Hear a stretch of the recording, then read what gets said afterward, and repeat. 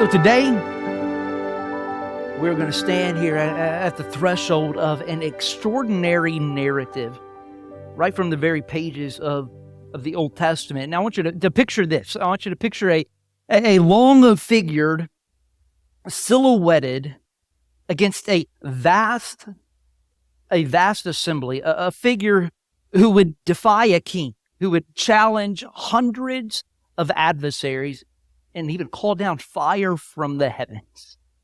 This isn't just an ordinary tale, but it is the tale of the prophet Elijah, a man of unwavering faith in this epic showdown against the prophets of Baal on the iconic stage at Mount Carmel. Now, our narrative unfolds in an era that's marked by turbulence and spiritual turmoil. So at this moment in Israel's history, the northern kingdom of Israel is under the rule of a man named King Ahab, whose heart was swayed under the influence of his Phoenician wife, Queen Jezebel. Now together they have turned their backs on the covenantal worship of Yahweh, embracing instead the worship of the Canaanite god Baal. And this spiritual fabric of Israel is just tearing apart. Its foundations are threatened by the permeating influence of the great sin of idolatry. And so emerging from the shadow during these daunting circumstances, we meet the protagonist of our story today, Elijah, whose name is Eliyahu in Hebrew. And he becomes a beacon of hope and a reminder, as his name means, my God is Yahweh. And this prophet is from Tibshi in Gilead, and he's a symbol of resistance, an embodiment of faith in the one true God. So I want you to picture a land that's scarred by 3 relentless years of drought, divine retribution prophesied by Elijah for Israel's idolatry. And it's amidst this grim landscape that rises Mount Carmel, set to become the stage for one of the great contests. I'm not talking about the NCAA Final Four or the Super Bowl, but a contest of faith, a divine demonstration that would sear itself into the memory of a nation, a challenge aimed at kindling the wavering faith of the people. And so today our journey will carry us along the currents of this riveting narrative, the confrontation, this audacious challenge Elijah sets before Ahab, the assembly, the gathering of all of the prophets of Baal, and the silent anticipation of a nation on the brink of a spiritual revolution. So let's brace ourselves as we delve into this saga, this extraordinary testament to faith of the true power of Yahweh.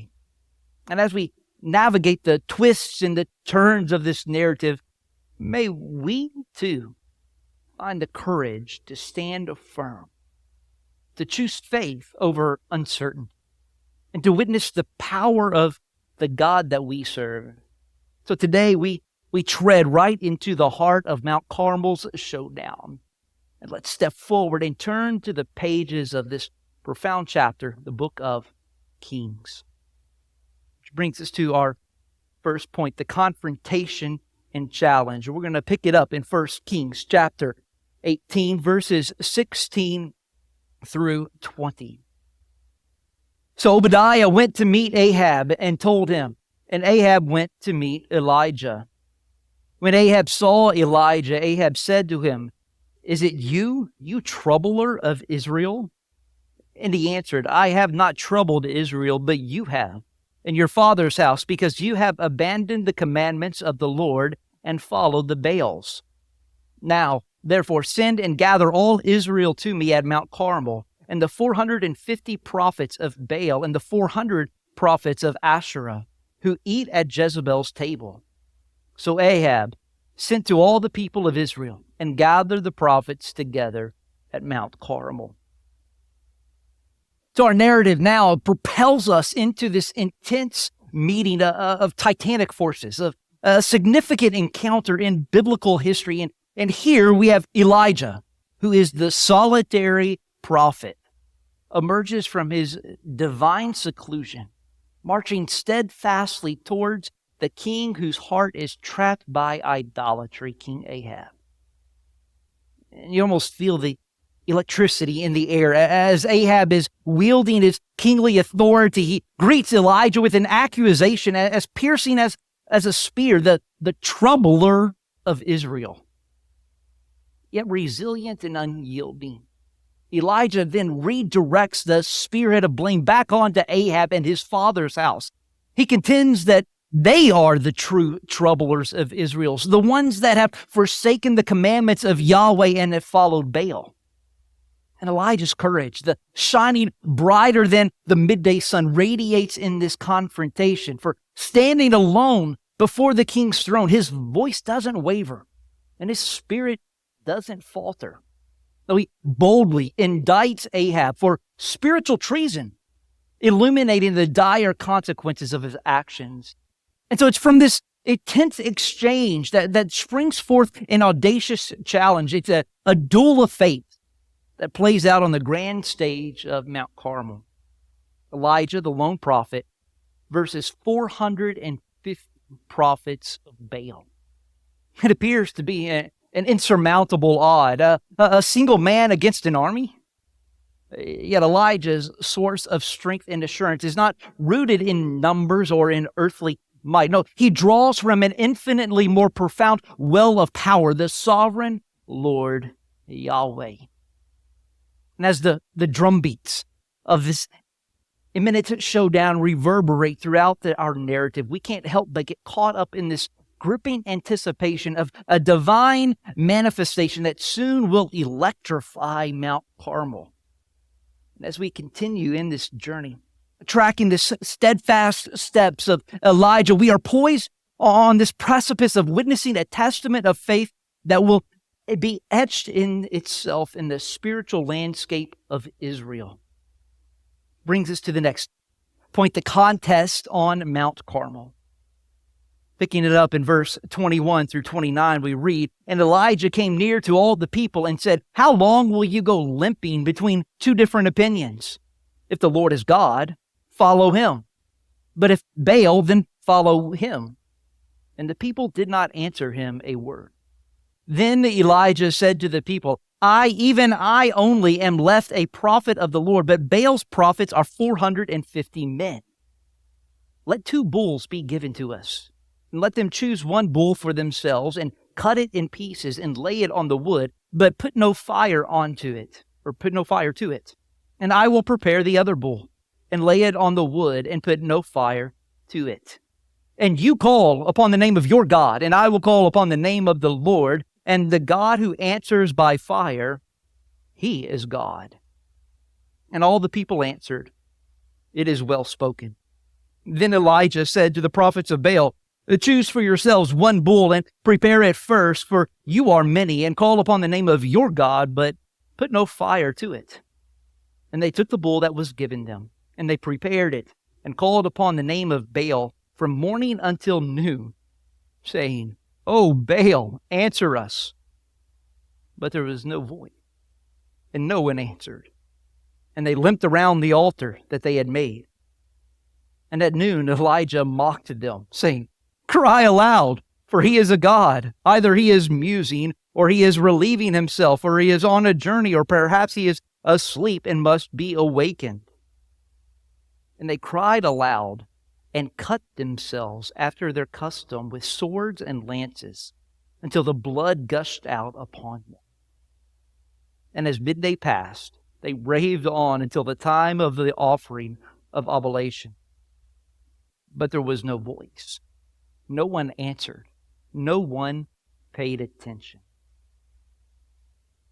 As we plunge deeper into this suspenseful narrative, we transport ourselves to the rugged heights of Mount Carmel, where an uneasy assembly of Israelites stands on the brink of a spiritual revolution.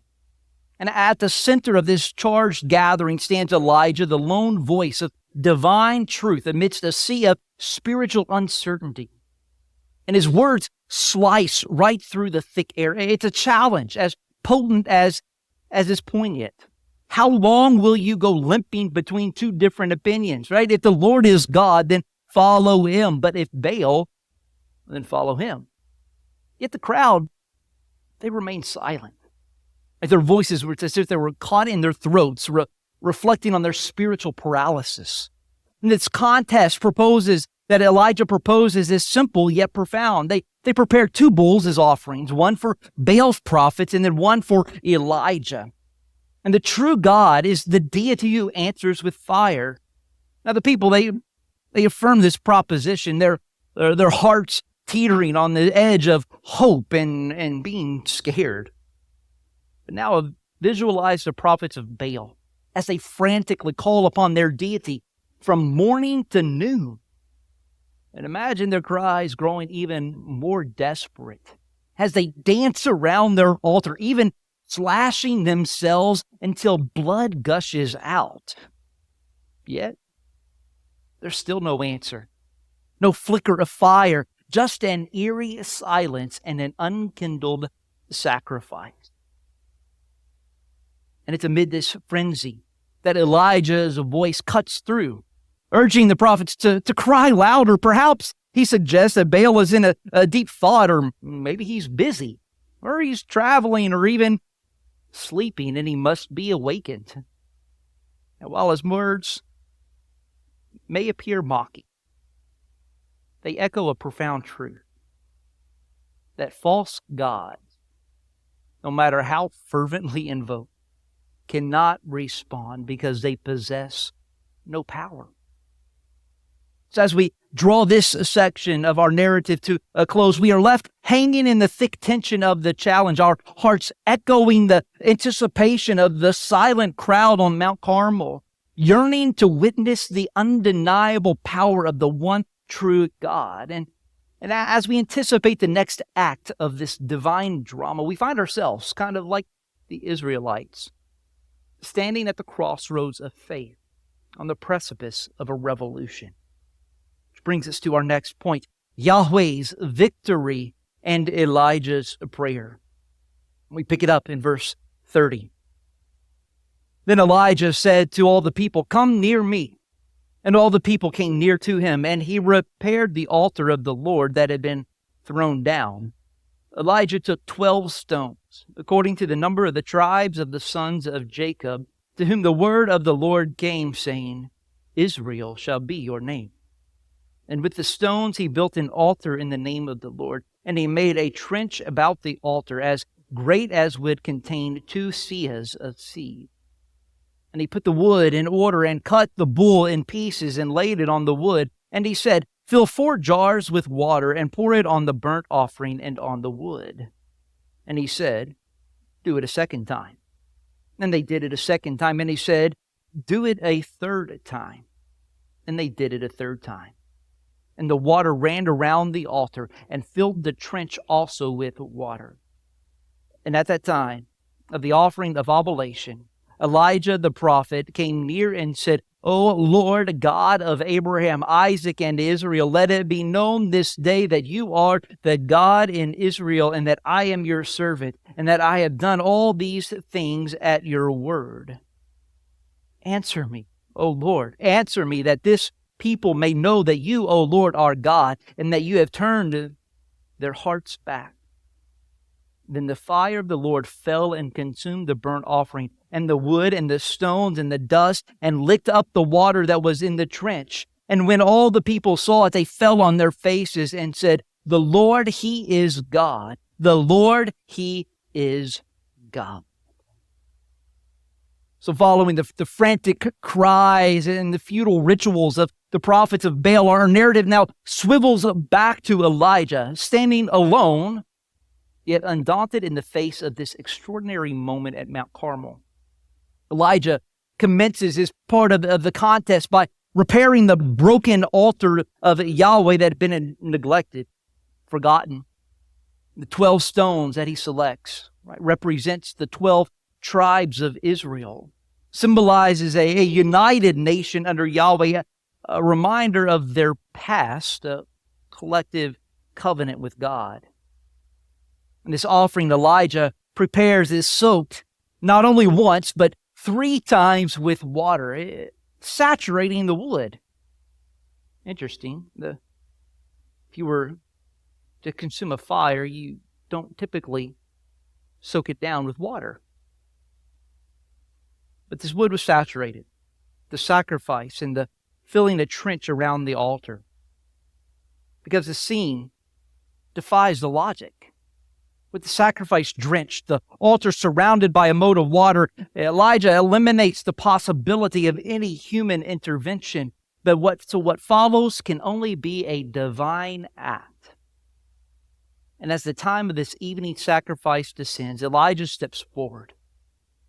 And his prayer is simple, humble, yet profound, starkly contrasting to the frantic cries of Baal's prophets. He said, "Answer me, O Lord, answer me, that this people may know that you, O Lord, are God, and you have turned their hearts back." That's it. And in response to his prayer, the fire of Yahweh falls from the heavens, consuming the sacrifice, the water, the stones, even the dust. It's a scene of divine spectacle, a heavenly fire that devours all, affirming without a shadow of a doubt the reality of Yahweh's power. And at this awe-striking demonstration, the people that were once silent and undecided, they now fall on their faces, their voices rising in a unified cry, "The Lord is God, the Lord, He is God." This is a turning point. It's a spiritual awakening, a collective confession of faith in the true God. So as we navigate this narrative, we can't help but stand in awe of the faith of Elijah and the undeniable power of Yahweh. From Elijah's humble prayer to the heavenly fire, each element of this story calls us to reaffirm our faith and trust in God. And as we anticipate this next stage of this divine drama, we are reminded of our journey of faith and the power of the one that we serve. Which brings us to our next point, the aftermath of the contest. We pick it up, verse 40 through 46. "And Elijah said to them, 'Seize the prophets of Baal, let not one of them escape.' And they seized them. And Elijah brought them down to the brook Kishon and slaughtered them there. And Elijah said to Ahab, 'Go up, eat and drink, for there is a sound of the rushing of rain.' So Ahab went up to eat and drink, and Elijah went up to the top of the Mount Carmel. He bowed himself down on the earth, and he put his face between his knees. And he said to his servant, 'Go up now, look toward the sea.' And he went up and looked at and said, 'There is nothing.' And he said, 'Go again 7 times. At the 7th time he said, 'Behold, a little cloud like a man's hand is rising from the sea.' And he said, 'Go up and say to Ahab, prepare your chariot and go down, lest the rain stop you.' And in a little while the heavens grew black with clouds and wind, and there was a great rain. And Ahab rode and went to Jezreel. And the hand of the Lord was on Elijah. And he gathered up his garment and ran before Ahab to the entrance of Jezreel." And as we emerge from the flames of this divine intervention, the story of Elijah on Mount Carmel reaches its climactic conclusion, providing us with a potent portrait of faith and judgment and the divine deliverance of a nation. Elijah, the once solitary figure, now stands in the glow of Yahweh's demonstrated power. His prophetic authority vindicated in the sight of all Israel. And he commands this awestruck crowd to seize the prophets of Baal, who are then executed at the brook Kishon. Now this severe act sounds pretty severe, but it reflects the law in Deuteronomy chapter 13, which calls for the death of false prophet. and symbolizes the eradication of Baal's influence from the midst of God's people. Yet the climax of this narrative isn't solely defined by this moment of judgment. For even as the dust settles on Mount Carmel, the narrative takes another intriguing turn. Elijah now tells Ahab to go and to eat and drink, for there's a sound of the rush of rain, an indication of this imminent end to this long-standing drought. And this shift signifies another aspect of Elijah's faith, his ability to hear and perceive God's will even when there's no visible sign of it. So as Elijah retreats to the top of Mount Carmel, we witness him bowed down in deep, persistent prayer. And after 7 rounds of prayer, his servant reports a small cloud rising from the sea. Though it was just a small cloud to Elijah, it's a loud affirmation of answered prayer. He warns Ahab to prepare his chariot before the rain stops, and then soon after, the heavens grow black with clouds and wind, and a great rain falls, symbolizing divine restoration and blessing.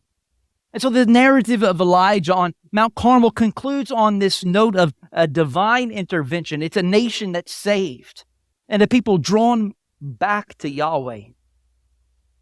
So as we absorb the lessons from this episode, we are invited to mirror the persistent prayer and unwavering faith of Elijah. For his faith story, it prompts us to seek God earnestly, to anticipate His actions, even in the quietest whispers, the smallest signs, and to celebrate His powerful intervention in our lives.